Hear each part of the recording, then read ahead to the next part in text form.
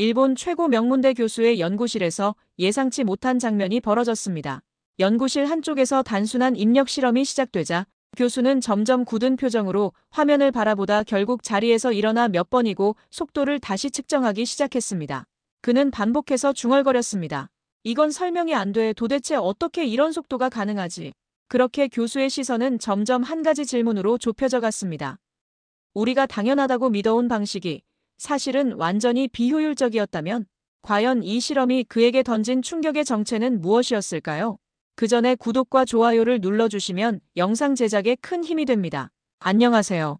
저는 도쿄대학교 언어학과 교수 다카시입니다. 언어와 문자의 관계를 20년 넘게 연구해온 제게도 그날의 발견은 충격 그 자체였습니다. 연구실에서 우연히 한국인 교환학생 유나가 스마트폰으로 메시지를 보내는 모습을 보게 됐죠. 그녀의 손가락이 화면 위를 춤추듯 움직이며 문장을 완성하는 속도가 믿기지 않았습니다. 유나 씨, 잠깐만요. 그게 얼마나 빠른지 한번 측정해 볼 수 있을까요? 호기심에 저는 간단한 실험을 제안했습니다. 같은 내용의 문장을 일본어와 한국어로 각각 입력하는 시간을 재보자고요. 우리는 오늘 날씨가 좋아서 공원에 산책하러 갔다라는 문장을 선택했습니다. 결과는 충격적이었습니다. 유나는 한글로 5초 만에 입력을 완료했습니다. 하지만 제가 같은 의미의 일본어 문장을 입력하는 데는 무려 35초가 걸렸죠. 7배나 차이가 나는 겁니다. 이건 단순한 언어 차이가 아니야. 저는 바로 중국인 대학원생 왕린을 불러 중국어로도 시험해봤습니다. 결과는 비슷했죠. 한글로 입력하는 속도가 압도적으로 빨랐습니다. 문자 입력 속도 차이가 이렇게 클 거라고는 생각도 못했습니다. 한자는 표의 문자라 수만 개의 글자를 외워야 하지만 한글은 자음 14자와 모음 10자만 조합하면 8천여 가지 발음을 표현할 수 있어요. 유나의 설명에 저는 고개를 끄덕였습니다. 이론적으로는 잘 알고 있었지만 실제 디지털 환경에서 이런 차이를 만들어낼 줄은 몰랐던 거죠. 그날 이후 저는 새로운 연구 주제를 정했습니다. 동아시아 문자와 디지털 경쟁력 비교라는 주제로요. 자료를 찾다 보니 한국은 세계에서 문맹률이 가장 낮은 나라 중 하나였습니다. 그것도 불과 60년 전만 해도 문맹률이 높았던 나라가 이렇게 빠르게 변화했다는 사실이 놀라웠죠. 하루 만에 배우는 아침 글자. 세종대왕이 한글을 창제할 때 붙였다는 이 별명이 진짜였습니다. 실제로 한글은 하루 만에 기본 원리를 익힐 수 있을 정도로 체계적이고 과학적인 문자였던 겁니다. 컴퓨터와 스마트폰이 일상화된 현대 사회에서 이런 문자 체계의 우수성은 단순한 문화적 자부심을 넘어 실질적인 국가 경쟁력으로 작용하고 있었습니다. 세종대왕의 한글 창제가 500년이 지난 지금 IT 강국, 대한민국의 숨은 원동력으로 작용하고 있다는 사실에 저는 깊은 감명을 받았습니다. 이건 단순한 언어학적 호기심을 넘어선 주제야. 저는 제 연구실 문을 닫고 밤늦게까지 자료를 찾아보았습니다. 한글이 가진 디지털 시대의 강점, 그리고 그것이 한국 사회에 미친 영향을 깊이 파헤쳐 보고 싶었습니다. 다카시 교수의 주장은 학문적 근거가 빈약하며 동아시아 문자의 역사적 맥락을 무시한 채 피상적인 속도 비교에만 집중했다. 도쿄대학교 대강당에서 사이토 교수의 날카로운 비판이 울려 퍼졌습니다. 제가 첫 논문을 발표한 날이었죠. 한글의 디지털 효율성과 동아시아 문자 체계의 미래라는 제목의 이 논문은 발표하자마자 학계의 거센 반발을 불러일으켰습니다. 사이토 교수는 일본 문자학의 대가로 한자 문화권의 정신적 가치를 강조해온 인물이었습니다. 그의 비판은 예상했지만 그 강도는 생각보다 훨씬 심했습니다. 문자는 단순한 도구가 아니라 역사와 문화의 결정체입니다. 그 가치를 입력 속도라는 단일 지표로 평가하는 것은 천박한 접근이 아닐까요? 저는 차분히 반박했습니다. 그러나 강당 안의 분위기는 이미 차갑게 식어 있었죠. 일본 학계에서 한자의 가치를 의심하는 목소리는 항상 소외되어 왔으니까요. 다음 날 학과장은 저를 불러 연구비 문제를 언급했습니다. 다카시 교수, 당신의 연구 방향이 학과의 평판에 미치는 영향을 고려해봐야 할 것 같소. 연구비 지원이 어려워질 수 있다는 점을 명심하시오. 우려했던 일이 현실이 되었습니다. 제 연구실 학생들도 하나둘씩 다른 주제로 옮겨갔죠. 선생님, 죄송합니다. 이 주제로는 취업이 어려울 것 같아요. 유일하게 남은 학생은 아야코뿐이었습니다. 그녀는 한국 문화에 관심이 많은 학생이었죠. 언론에서도 제 연구를 논란거리로 다루기 시작했습니다. 일본 문화의 정체성을 부정하는 학자, 한국에 편향된 시각이라는 비판이 이어졌습니다. 그럼에도 저는 포기하지 않았습니다. 한글 전용 운동의 성공과 일본과 중국의 한자 개혁 실패 사례를 더 깊이 연구했죠. 한국은 1980년대에 한글 전용 운동을 성공시켜 한자로부터 완전히 독립한 문자 체계를 확립했습니다.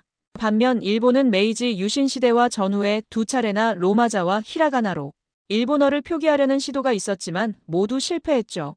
중국도 1960년부터 1977년까지 두 차례에 걸쳐 한자를 간체화하는 시도를 했습니다. 이는 한자의 어려움을 스스로 인정한 사례라고 볼 수 있었죠. 한글은 단순한 문자 개혁이 아니라 문화혁명이었어요. 아야코가 말했습니다.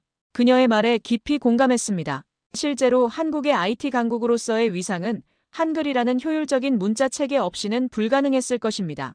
빠른 정보 처리와 소통이 가능했기에 디지털 시대에 빠르게 적응할 수 있었던 거죠. 연구실 창문 너머로 봄비가 내리고 있었습니다. 저는 창가에 서서 생각했습니다. 이건 단순한 학문적 호기심이 아니야. 우리의 미래와 직결된 문제야. 학계의 반발과 고립 속에서도 저는 이 연구의 가치를 믿었습니다. 서울의 봄은 도쿄와 달랐습니다. 벚꽃이 흩날리는 서울대학교 캠퍼스를 걸으며 저는 묘한 해방감을 느꼈습니다. 여기서는 아무도 저를 문화 배신자라고 손가락질하지 않으니까요. 다카시 교수님, 훈민정음 해례본을 직접 보고 싶으시다고요? 서울대 국어학과 수진 교수가 놀란 표정으로 물었습니다. 그녀는 한글 연구의 권위자로 제 연구에 관심을 보이며 귀중한 자료들을 공유해 주었죠. 네, 원본은 볼 수 없더라도 복제본이라도 직접 보고 싶습니다. 훈민정음 해례본은 세종대왕이 한글을 창제하며 그 원리와 철학을 상세히 설명한 문서입니다. 수진 교수의 안내로 국립박물관에서 그 복제본을 볼 수 있었죠. 이건 단순한 문자 창제가 아니라 과학적 혁명이었어요. 수진 교수의 설명을 들으며 저는 감탄했습니다. 세종대왕은 국가 권력을 개인의 이익이 아닌 백성의 이해와 복지를 위해 사용했습니다. 당시 한자를 읽지 못하는 백성들이 자신의 생각을 표현할 수 있게 하려는 목적이었죠. 역사적으로 매우 드문 사례였습니다. 자음은 발음기관의 모양을 본떴고 모음은 하늘과 땅과 사람의 철학적 개념을 시각화했어요. 이런 체계적 접근은 15세기에는 세계적으로도 유례가 없었죠. 수진 교수의 말에 깊이 공감했습니다.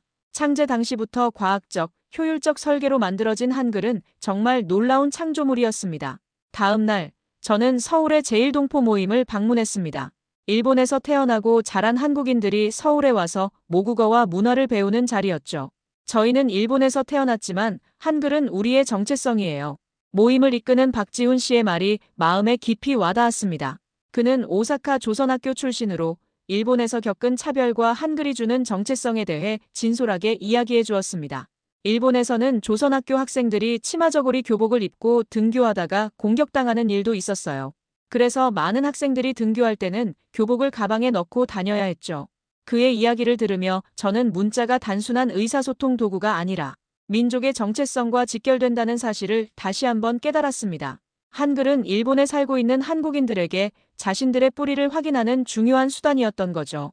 이 만남 이후 제 연구 방향은 크게 전환되었습니다. 단순히 디지털 효율성만이 아니라 문자가 가진 문화적, 사회적 의미까지 함께 연구해야겠다고 결심했습니다. 세종대왕의 민본주의 정신, 과학적 창제 철학, 그리고 현대까지 이어지는 한글의 힘. 저는 이 모든 것을 담아내는 연구를 해야겠다고 다짐했습니다. 서울의 마지막 밤, 숙소 창문을 열고 한강을 바라보며 생각했습니다. 문자는 그 민족의 혼이다. 일본으로 돌아온 후 제 상황은 더욱 악화되었습니다. 학과 내에서는 완전한 고립 상태가 되었고 일부 언론에서는 저를 문화 매국노라고 비난했습니다. 연구실 문 앞에는 일본 문화를 배신한 교수라는 익명의 포스터까지 붙어 있었죠. 선생님, 포기하지 마세요. 저는 선생님의 연구가 옳다고 생각해요. 유일하게 남은 제자 아야코의 말이 큰 위로가 되었습니다. 그녀는 제 연구를 돕기 위해 한국어까지 배우기 시작했죠. 의외로 아야코 같은 젊은 세대들 사이에서는 제 연구에 관심을 보이는 학생들이 조금씩 늘어나고 있었습니다. K-팝과 한류 문화에 관심이 많은 학생들이었죠. 다카시 선생님, 한국어 배우기가 생각보다 쉬워요. 영어보다 발음과 문법이 규칙적이라 학습 곡선이 완만해요. 코타라는 학생이 말했습니다. 그는 BTS의 열렬한 팬으로 한국어 노래 가사를 이해하기 위해 언어를 배우기 시작했다고 합니다. 이런 학생들의 반응은 저에게 새로운 아이디어를 주었습니다. 한글과 일본어의 대립이 아니라 두 문자 체계의 공존과 상호 보완에 대해 연구해보면 어떨까요? 일본어의 표현력과 한글의 효율성이 어떻게 디지털 환경에서 시너지를 낼 수 있을지에 관한 연구로 방향을 전환했습니다. 디지털 시대의 이중 언어 사용자들은 어떤 인지적 이점을 가질까? 이 질문을 시작으로 저는 새로운 연구 계획서를 작성했습니다. 한국어와 일본어를 모두 사용하는 사람들의 디지털 문해력과 정보 처리 능력을 비교하는 실험을 설계했죠. 놀랍게도 이 연구 제안은 도쿄대학교 국제교류처의 관심을 끌었습니다. K-팝과 한류의 영향으로 일본 내 한국어 학습자가 급증하고 있었고, 이런 사회적 현상을 학문적으로 접근한 연구가 필요하다고 판단한 것 같았습니다. 다카시 교수, 한-1 언어교류 프로그램을 맡아주셨으면 합니다. 최근 한국어 강좌 신청자가 300% 증가했거든요. 국제교류처장의 제안은 저에게 새로운 기회였습니다. 일본 내에서 한국 이미지는 빠르게 변화하고 있었습니다. 과거의 부정적 인식에서 벗어나 트렌디하고 세련된 문화로 자리 잡고 있었죠. 특히 젊은 세대 사이에서는 한국어 학습 열풍이 불고 있었습니다. 우리가 연구해야 할 것은 대립이 아니라 공존이다. 저는 연구실 창문 너머로 보이는 도쿄의 밤하늘을 바라보며 생각했습니다.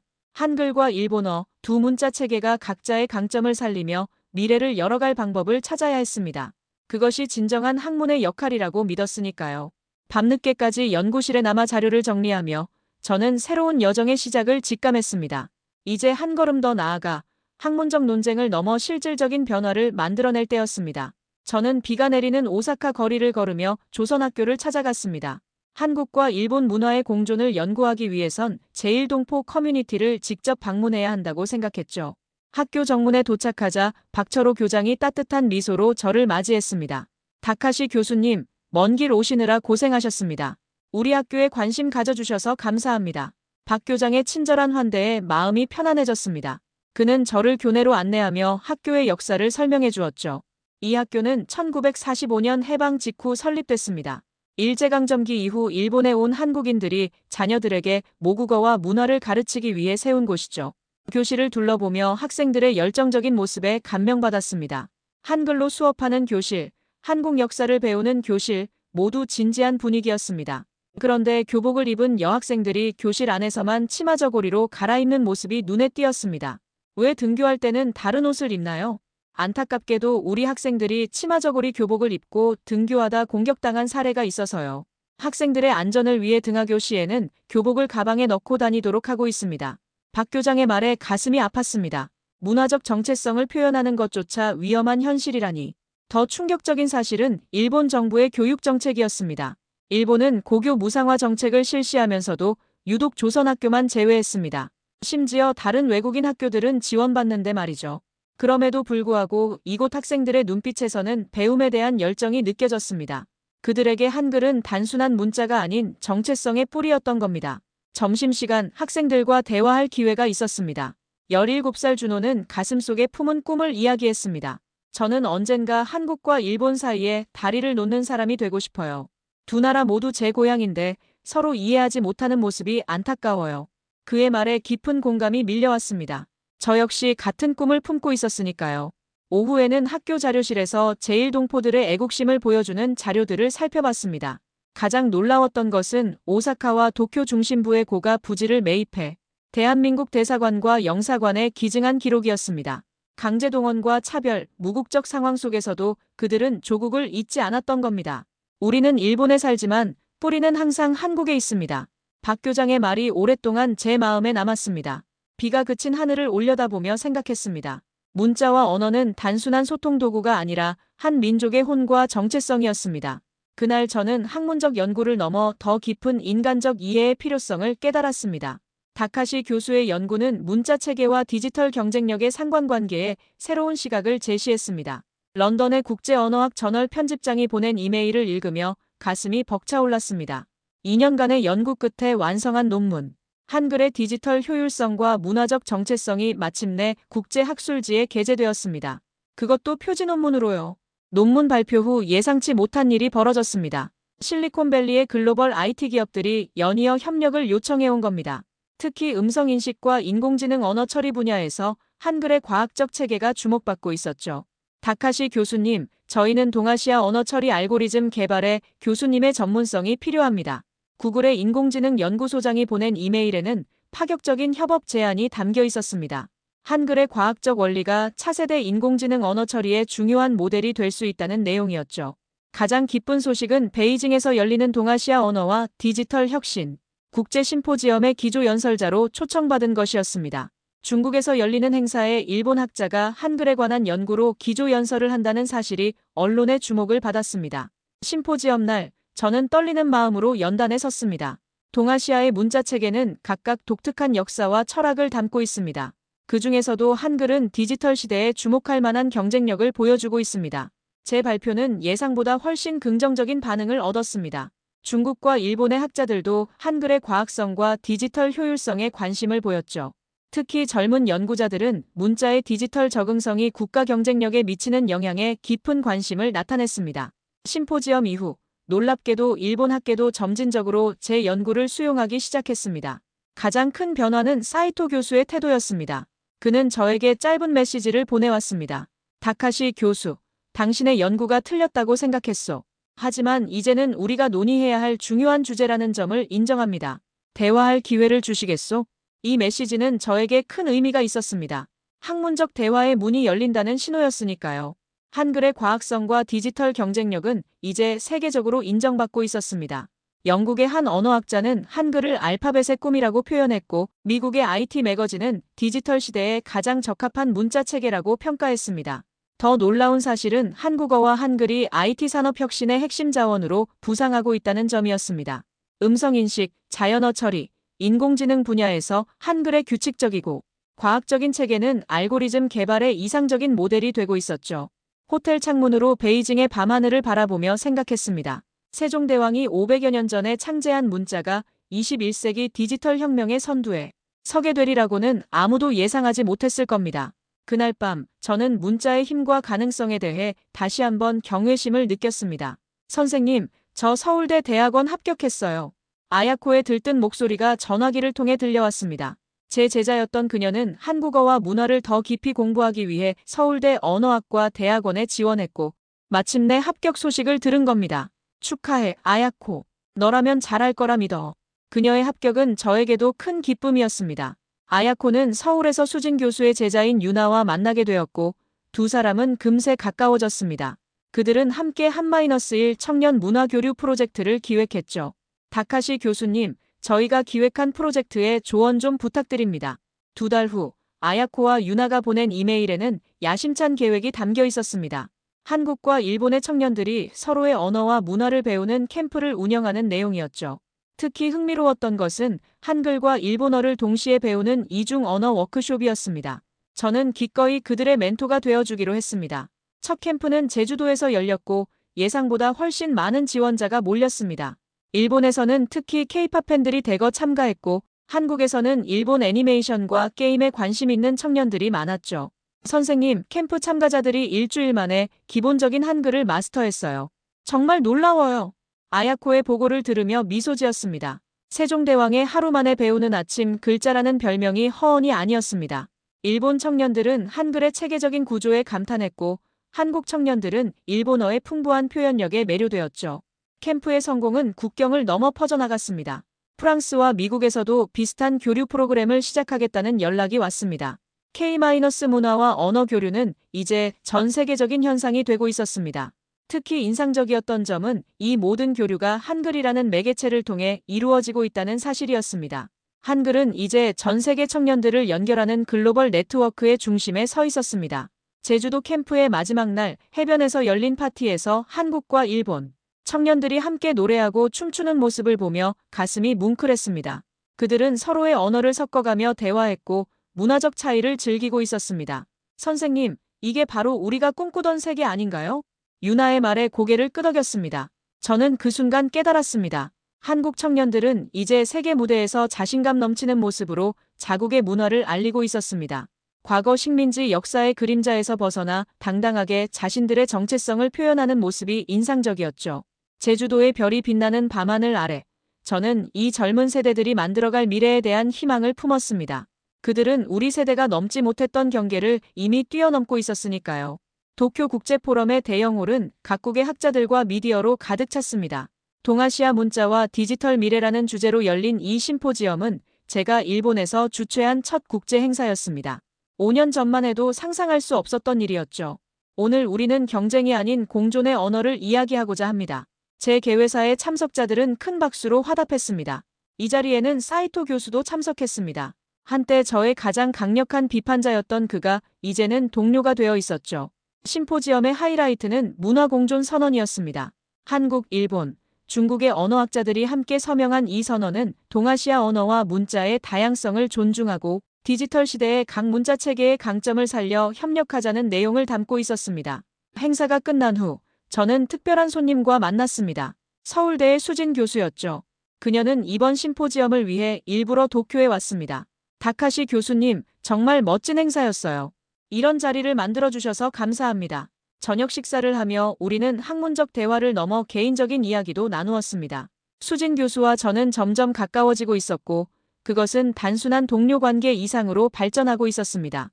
다카시 교수님, 다음 학기에 서울대에서 특강을 해주실 수 있을까요? 그녀의 제안을 흔쾌히 받아들였습니다. 이제 저는 한국과 일본을 오가며 연구하는 생활을 시작하게 되었습니다. 도쿄대학교에서는 동아시아 문자와 디지털 문화 강좌가 정식 커리큘럼으로 채택되었고 이 강의는 항상 수강 신청이 조기 마감될 정도로 인기가 많았습니다. 아야코와 유나의 프로젝트도 계속 확장되었습니다. 이제 그들은 아시아 전역에서 언어와 문화 교류 캠프를 운영하고 있었고 여러 대학과 기업에서 후원을 받고 있었습니다. 도쿄 심포지엄의 마지막 날, 저는 아사쿠사 절 근처 작은 카페에 앉아 창밖을 바라보았습니다. 사람들이 분주히 오가는 도쿄의 번화가에서 한글 간판이 눈에 띄었습니다. 한류 문화를 즐기는 일본 젊은이들로 붐비는 카페였죠. 그 순간 제 마음속에 뿌듯함이 밀려왔습니다. 한글은 이제 도쿄 심장부에서도 일상의 일부가 되어가고 있었습니다. 더 놀라운 것은 이것이 경쟁이나 대립이 아닌 문화적 공존의 형태로 이루어지고 있다는 점이었습니다. 전화기가 울렸습니다. 아야코였죠.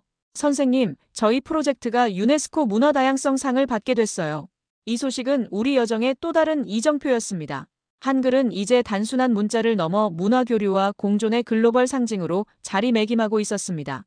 창밖으로 벚꽃이 흩날렸습니다. 저는 생각했습니다. 세종대왕이 창제한 한글, 그 작은 글자들이 500년이 지난 지금 세계를 연결하는 다리가 되다니 문자의 힘이란 참으로 놀라운 것이었습니다.